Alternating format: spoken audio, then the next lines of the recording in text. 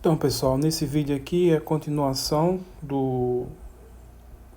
dos vídeos sobre limites de funções complexas, as propriedades e tratando especificamente da demonstração das propriedades que eu listei. Então, especificamente aqui vamos estudar a demonstração da propriedade L4, L5, L6. Então, ainda é conteúdo do livro texto no capítulo 2. Então, só relembrando mais uma vez a definição de limite. Então, a gente diz que o limite de uma função f, quando z tende a z0 é um valor w0, se dado qualquer epsilon positivo, existe um delta positivo, tal que, se acontecer essa condição, então vale isso daqui. Se a distância de z até z0 for maior que 0 e menor que delta, então a distância de f de z até w0 é menor que epsilon. Então já discutimos bastante isso daqui, vamos só deixar aqui para relembrar. Então primeiro eu vou provar aqui o lema para a propriedade L4. O que diz a propriedade L4 especificamente? A propriedade L4 é a propriedade de produto de limites.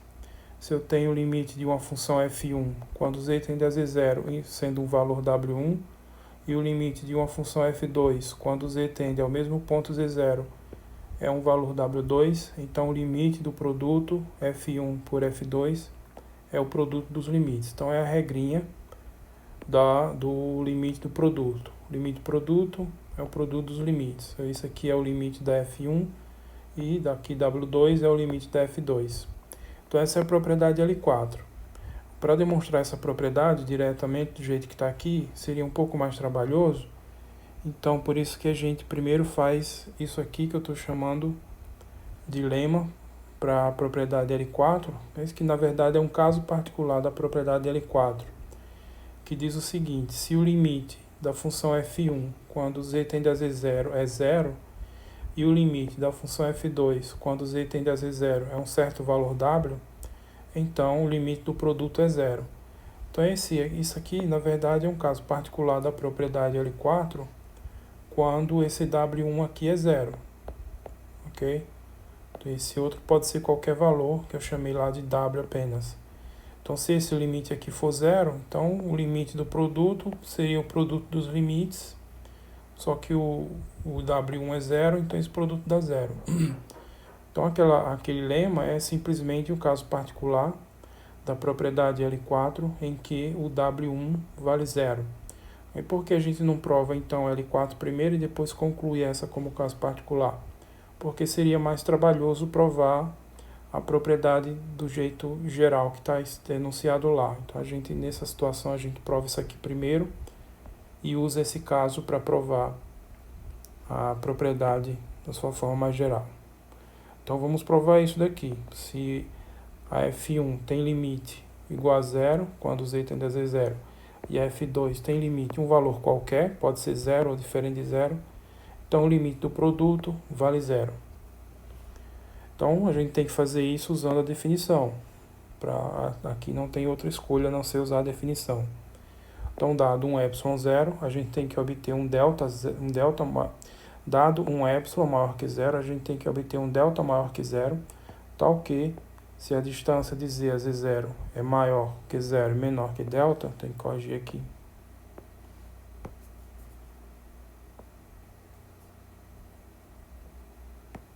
Então, a distância de f1, f2 até o limite, só que o limite nesse caso é 0. Então, seria o produto menos 0. Só que esse produto menos 0 dá só esse daqui mesmo. Então, distância de z1 até z0 menor que delta, maior que 0, implica que a distância desse produto até o 0, né, que é simplesmente o módulo desse produto, é menor que epsilon. Então, primeiro, a gente tem essas duas hipóteses. Esse limite aqui é 0 e esse outro aqui é um valor w. Então, como esse limite aqui é w, o limite da f2, quando z tende a z0 é w, para epsilon1 igual a 1, então eu vou aplicar a definição de limite, com um valor bem específico de epsilon, que é epsilon igual a 1. Então, aqui o epsilon 1 só para relacionar que está ligado com essa função aqui. Então, para esse epsilon igual a 1, existe um delta1, que é positivo, tá? Eu não sei quem é esse delta1, mas isso não importa, eu só sei que existe.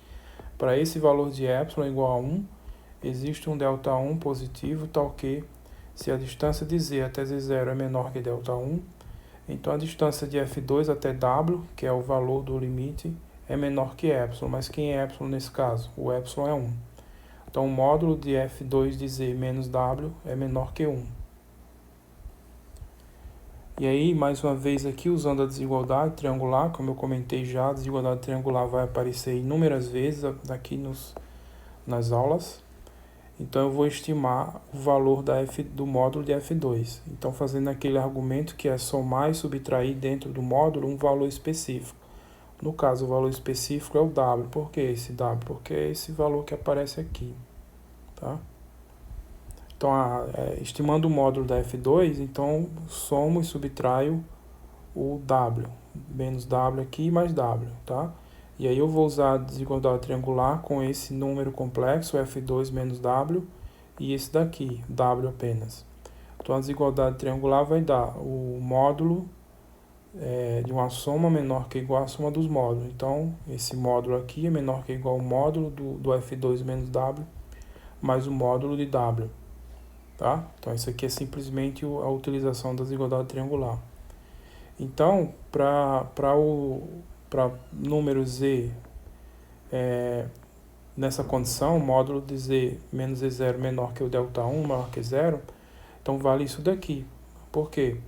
Porque o módulo de f2 é menor que isso, mais isso. Só que esse aqui, por sua vez, é menor que 1, nessa condição. Tá? E é isso que foi obtido aqui. Ó. Para o epsilon maior que 1, existe esse delta1, tal que, se tiver isso aqui sendo satisfeito, então eu vou ter isso daqui garantido. Então é exatamente o que eu tenho aqui. Ó. Se eu tomar um z módulo menor que o módulo z menos z0 menor que delta1, então eu vou ter o módulo de f2 menor que 1 mais o módulo de z. De onde que veio esse menor que 1? Veio daqui, ó. Veio daqui. Módulo de f2 menos w menor que 1. Por que que isso vale? Porque eu estou assumindo essa condição. Certo? Bom, então eu tenho essa desigualdade aqui que vai ser usada mais para frente. Então, por outro lado, como o limite da f1 quando z tende a z0 é 0, essa é a outra hipótese, aqui é a primeira hipótese até. Então, como o limite da f1 quando z tende a z0 é 0, então para ε2, então vou de novo aplicar a definição do limite, mas para um epsilon específico, estou chamando de ε2. ε2 igual a isso daqui. De onde vem essa expressão? É epsilon dividido por 1 mais módulo de w. Bom, aqui é porque a conta já foi feita previamente, tá? Mas a gente faz a conta previamente e obtém esses valores. Aí, nesse momento, a gente coloca essa expressão, que no final vai simplificar tudo e fica aparecendo só o epsilon, tá? Então, essas coisas vêm de contas feitas previamente. Aí, depois de fazer as contas, a gente organiza melhor e escreve desse jeito. Então, para esse epsilon específico, esse valor aqui, epsilon sobre 1 mais o módulo de z, existe um delta2 positivo, tal que, se o módulo de z menos z0 é menor que o delta2 e maior que 0, então o módulo de f1 é menor que esse epsilon que eu tomei, esse epsilon2. E o limite aqui, só observe que é 0, por isso que fica só módulo de f1 de z, certo? Então, ó, com isso, eu vou tomar agora o delta, o que a gente tem que fazer, lembrando, dado um epsilon, a gente tem que obter um delta positivo, dado um epsilon positivo, a gente tem que obter um delta positivo que garanta essa relação aqui. Então, chegou a hora de descobrir quem é esse delta. Então, esse delta aqui é esse, ó. O delta é o mínimo entre delta1 e o delta2. Quem é o delta1? O delta1 é que foi obtido aqui, para esse valor de epsilon, tá? Quem é o delta2? O delta2 é esse valor obtido aqui para esse valor de epsilon. Então, eu pego o delta como sendo o mínimo entre os dois, e aí nessa condição vale. Se o módulo de z menos z0 for maior que 0, menor que delta, Então, simultaneamente, eu vou ter essas duas condições, porque delta é o menor dos dois, tá? Então, se vale isso, então vale que se módulo de z menos z0 é menor que delta e maior que zero, então o módulo de z menos z0 é menor que o delta 1. E uma vez que eu tenho isso garantido, então eu vou ter isso aqui também, ó. Vou ter essa desigualdade. Módulo de F2 é menor que 1 mais módulo de W. De onde veio isso? Veio daqui, ó. Foi feito aqui antes, tá? Mas eu vou ter também que o módulo de z menos z0 é maior que zero e menor que o delta 2. Então, se isso daqui é verdadeiro, então eu vou ter essa desigualdade aqui também. Módulo de F1 é menor que epsilon sobre o módulo de 1 mais W. De onde veio isso? Daqui, ó. Ok? Então, eu vou ter simultaneamente, se eu tenho válido que o módulo de z menos z0 é maior que zero e menor que delta, então, simultaneamente, eu vou ter essas duas desigualdades, que é o que eu vou usar agora. Então, ó, assim, se módulo de z menos z0 é maior que zero e menor que delta, vale o quê? Que o módulo do produto F1, F2, usando a propriedade de módulo, é igual ao módulo é o produto dos módulos, então módulo de F1 vezes F2, só que o módulo de F1 é menor que essa parte aqui, ó. Então, o módulo de F1 é menor que 1 mais o módulo de W. Por que que isso é verdadeiro? É essa condição aqui, tá? Já tem ela. E por sua vez, o módulo de F2 é menor que epsilon sobre 1 mais o módulo de W. E de onde veio isso? Veio daqui, a segunda desigualdade. Então, esse é menor que esse e esse é menor que esse. Então, o produto módulo de F1 vezes o módulo de F2 é menor que o produto 1 mais o módulo de W vezes epsilon 1 sobre 1 mais o módulo de W. E aí vai simplificar isso. E aí só sobra o delta. Por isso que aqui a gente pegou o epsilon desse jeito, ó. Pegou o epsilon desse jeito, para que pudesse fazer essa simplificação aqui e ficasse só um epsilon. Mas esse tipo de coisa só aparece depois. Então, primeiro foi feito um bando de conta para descobrir, por exemplo, que eu vou ter que pegar essa coisa aqui, tá? Então, finalizando, o módulo de F1 vezes F2 é menor que epsilon. Então, ou seja, concluindo tudo, dado um epsilon positivo, existe um delta positivo. Quem é esse delta? Esse delta é esse aqui, ó. O mínimo de delta 1 e delta 2, certo? Então, dado um epsilon positivo, existe um delta positivo, tal que se o módulo, tem que corrigir aqui, que é delta. Módulo de z menos z0 menor que delta, então módulo do produto F1 vezes F2 é menor que epsilon, tá? E aí a gente conclui a demonstração. E esse quadradinho azul tem que aparecer aqui. Ok? Então aí a gente conclui a demonstração, porque isso já é a própria definição de limite. Então já é a própria definição de limite. Então o limite do produto aqui é zero, se um dos fatores é zero, tá? Então isso é o lema 4. É o lema para a propriedade L4.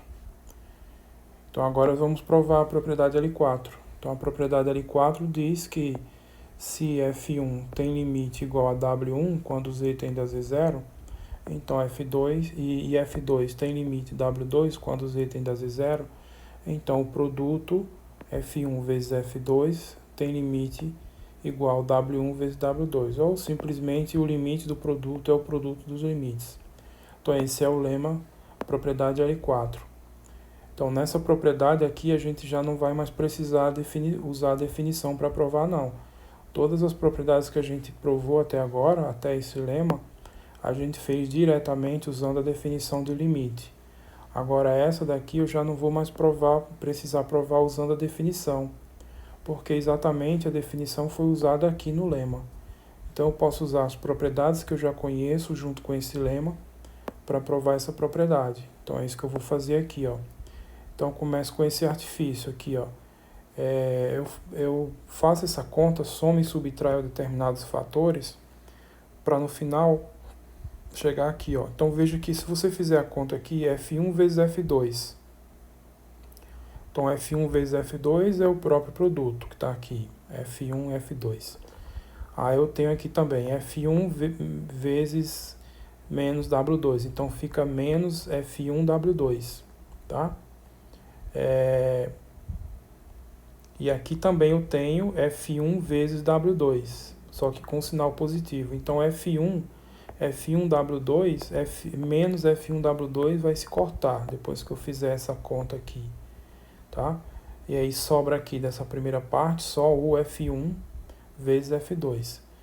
Aí aqui eu vou ter, distribuindo aqui, eu vou ter W1 vezes menos W2 vezes menos W1, então fica menos W1, W2. Com esse aqui vai cancelar. Então no final, essa conta aqui vocês podem fazer, pega um papel e faça essa conta aqui. Se vocês usar distributividade, simplificar tudo que for possível, vocês vão ver que vai dar exatamente isso, tá? Então eu posso escrever o produto F1 vezes F2 dessa forma, ok? E aí eu tenho os seguintes limites. O limite de F2 menos W2 é igual ao limite de F2 menos W1 aqui, só corrigir. W1, F1 e W1.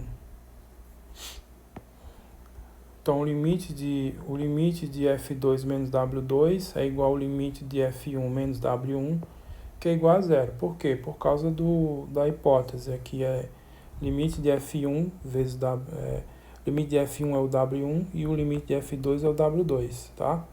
Então vocês podem, se quiser, desenvolver essa coisa aqui e verificar que se você tem isso aqui, então se você tem que o limite de F1 é o W1, então o limite da diferença F1 menos W1 é zero. Então do mesmo jeito, se o limite da F2 é o W2, então o limite aqui da diferença F2 menos W2 também é zero, tá? Então isso aqui é consequência direta do que está aqui nessa hipótese, então esses limites. Também o limite da F1 é o W1 pela própria hipótese, tá? O limite do W2 é o W2, porque aqui é uma constante, né? Então assim estou usando a propriedade L1. Então o limite da constante é a própria constante. Quem é a constante aqui? É o ponto W2.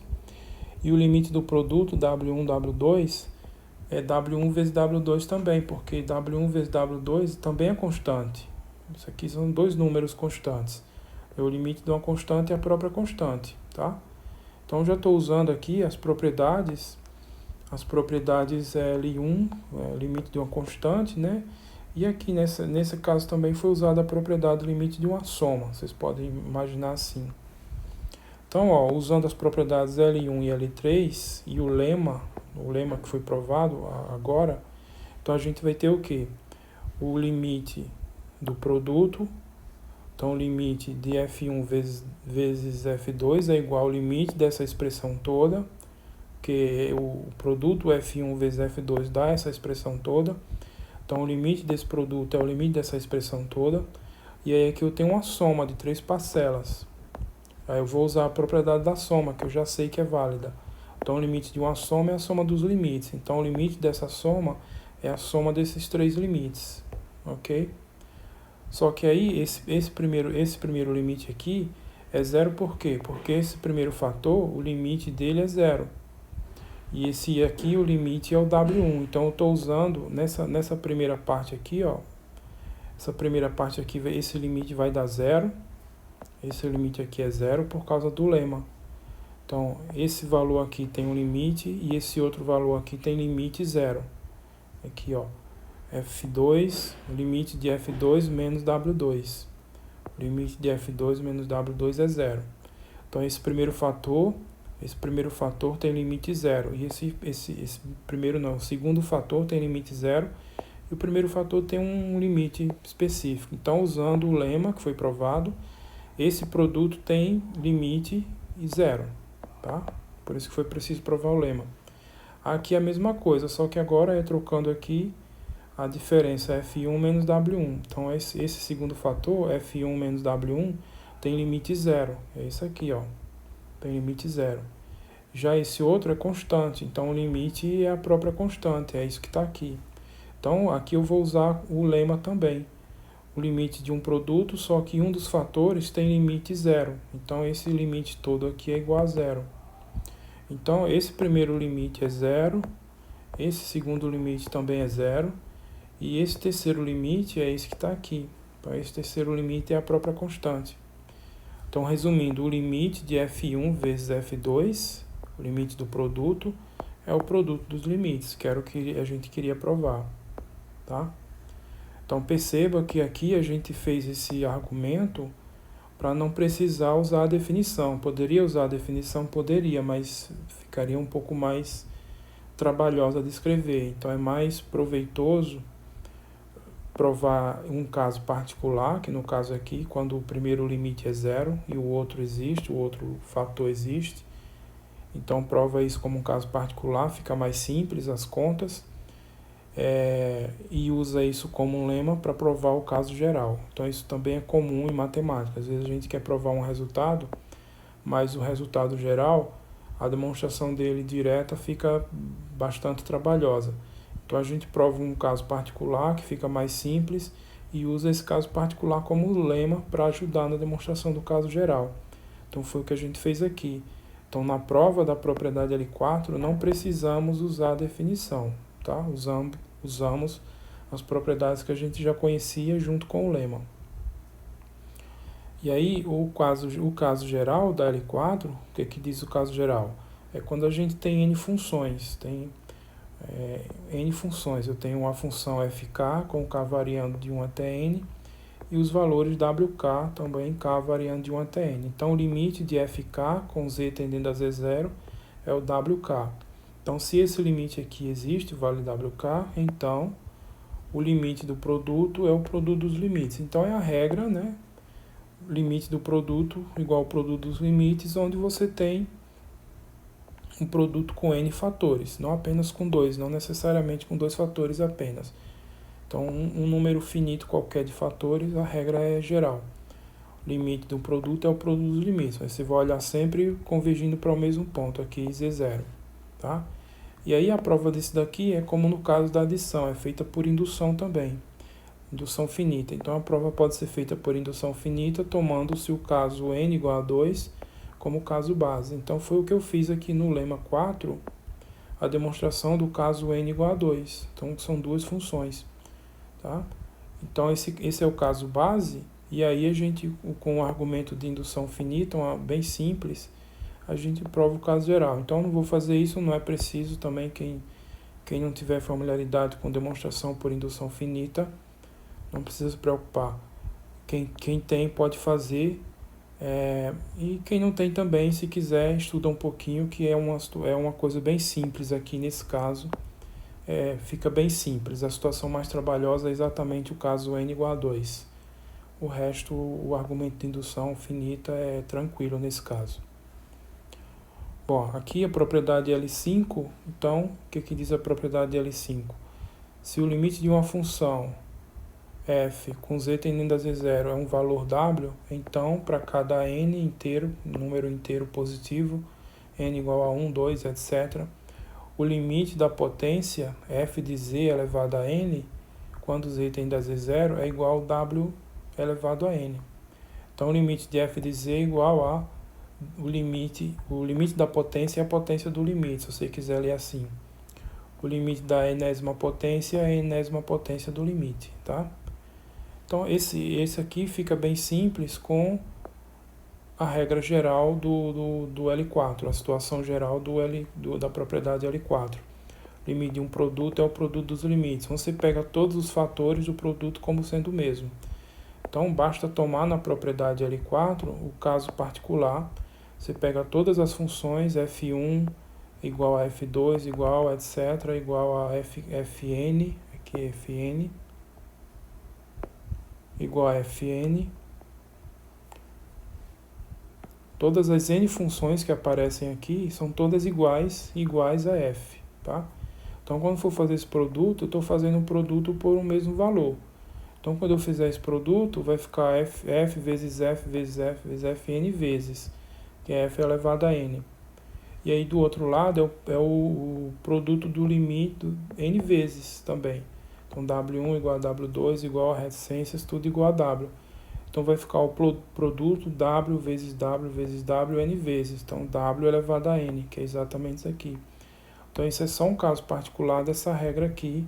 Limite de um produto é um produto dos limites quando todos os fatores valem o mesmo, têm o mesmo valor. Então, essa aqui também é tranquila. Bom, aí finalmente, agora eu posso provar essa função, essa propriedade L4 aqui, L6, que é o limite de funções polinomiais. Então, eu tenho uma função polinomial aqui, um polinômio de grau n. Então, f de z igual a índice nz elevado a n mais reticências a índice 1 vezes z mais a índice 0. Então, essa é a função polinomial. Então para todos z0, qualquer número complexo que seja, isso aqui é uma função polinomial, o domínio dela é o próprio corpo dos complexos. Então, qualquer que seja o ponto z0 nos complexos, vale o seguinte: o limite de f de z é f de z0. Ou seja, o que é que essa propriedade está dizendo? Quando eu estou com uma função polinomial, calcular o limite da função quando z tende a um ponto é simplesmente pegar e calcular a função nesse ponto, tá? Então, simplesmente eu vou no polinômio e troco z, a variável z, pelo ponto z0, que é o ponto do qual eu estou me aproximando na hora de calcular o limite. Então, é uma situação extremamente prática de calcular limite, né? Quando você tem uma função polinomial, você só faz isso, tá? A prova. Então, aqui eu vou juntar todas as propriedades, praticamente, as propriedades que foram demonstradas já. Então, para cada k, variando de 1 até n, o k aqui são os índices dos coeficientes do polinômio. Então, eu vou ter, na verdade aqui, poderia ser começando do zero. Começando do zero, porque tem o A0 também. 0, 1 até n. Então, o limite de AK é igual a AK. Por quê? Porque AK é uma constante. Então, o limite de uma constante é a própria constante, é a propriedade L1. Também a propriedade L2 é a propriedade da função identidade. O limite de z, quando z tende a z0, é o próprio z0. Então, é a propriedade L2. Então, deu uma retornada lá na propriedade que vocês vão ver. O limite da função identidade. Limite de z, quando z tende a z0, é o próprio z0. A propriedade L5 foi que a gente acabou de provar, que aqui é da potência. O limite de uma potência é a potência do limite. Então, o limite de z elevado a k, quando z tende a z0, é simplesmente z0 elevado a k. Então, eu usei essa propriedade, onde a função f é a função identidade z, e aqui vai ficar z também. Então, o limite de z elevado a k é z0 elevado a k, propriedade L5. E da propriedade L4 também, o limite desse produto, ó, a constante é k vezes essa potência. Então, o limite do produto é o produto dos limites. Então, o limite de AK é AK, o limite de z elevado a k é z0 elevado a k. Então, aqui eu juntei essa primeira parte com essa parte aqui. Então, o limite desse produto dá esse valor. E aí, simplesmente, pela propriedade L3, que é a propriedade da limite da adição, no caso geral, então o limite da f o limite da f, a f é a função polinomial. A f é a função polinomial. Então, eu só vou escrevê-la aqui, no caso, com o somatório. O índice do somatório tem que começar do zero. Zero. Então, o limite de z tende a z0 desse somatório. Esse somatório é simplesmente a função polinomial. Então, o limite de uma soma é a soma dos limites. Então, usei a propriedade L3 aqui. Limite de uma soma é a soma dos limites. E agora eu sei que esse limite aqui é exatamente isso, ó. Então, só fiz substituir. Só que esse somatório é simplesmente o valor da função f calculada no ponto Z0. Então isso é f de Z0. Tá? Então veja, eu usei para a demonstração dessa propriedade 6, o limite de uma função polinomial, todas as propriedades L1, L2, L3, aqui a propriedade L3, a propriedade L4 e a propriedade L5. Então, eu usei todas essas propriedades para mostrar essa propriedade que é limite de função polinomial. E esse aqui é extremamente importante, tá? Esse limite aqui, quando a gente está trabalhando com funções polinomiais, limite da função é simplesmente pegar e trocar a variável da função, né, função polinomial, pelo ponto que você está se aproximando, ok? Então, por exemplo, aqui eu deixo como exemplo, como exercício, vocês calcularem esse limite aqui, ó, f de z com z tendendo a z0 nesses casos. F de z é a função polinomial, z ao quadrado mais 3z, e z0 é o ponto 2i. E f de z aqui, o outro exemplo, z ao quadrado menos 5z, e z0 é o ponto menos 3i. Então, se vocês olharem esse exemplo aqui, o item A, foi o que a gente fez no vídeo aí para trás, só que a gente fez usando a definição. O argumento é epsilon e delta. Aqui não, aqui eu vou usar essa propriedade. Tá? É o mais simples de ser feito. Então é uma função polinomial, aqui também é uma função polinomial. Se eu quero calcular esse limite aqui, então eu vou simplesmente pegar a variável z do polinômio e trocar pelo valor aqui, que no caso, do primeiro caso é 2i, e nesse segundo caso aqui é menos 3i. Então só substituir aqui no item A, z por 2i, fazer a continha para achar o valor desse limite. E aqui é a mesma coisa, tá? Então fica como exercício essa verificação aqui. Bom, e aí com isso a gente conclui o conteúdo desse vídeo, mas não concluímos ainda a demonstração de todas as propriedades, que são 9, né? Demonstramos no vídeo anterior a propriedade L1, a propriedade L2 e a propriedade L3. Agora nesse L4, L5, L6 e no próximo vídeo as propriedades restantes, L7, L8 e L9.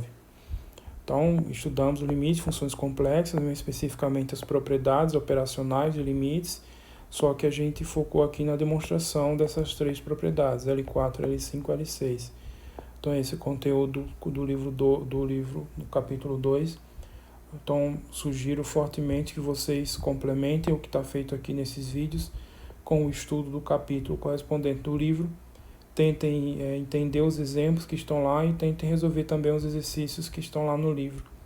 Agora vocês podem aplicar essas propriedades que estão sendo demonstradas. Quando for pedido para demonstrar usando a definição, tem que ser feito usando a definição. Quando não, você tenta usar as propriedades, que as propriedades servem para facilitar as contas. E com isso eu encerro esse vídeo. Até o próximo. Tchau.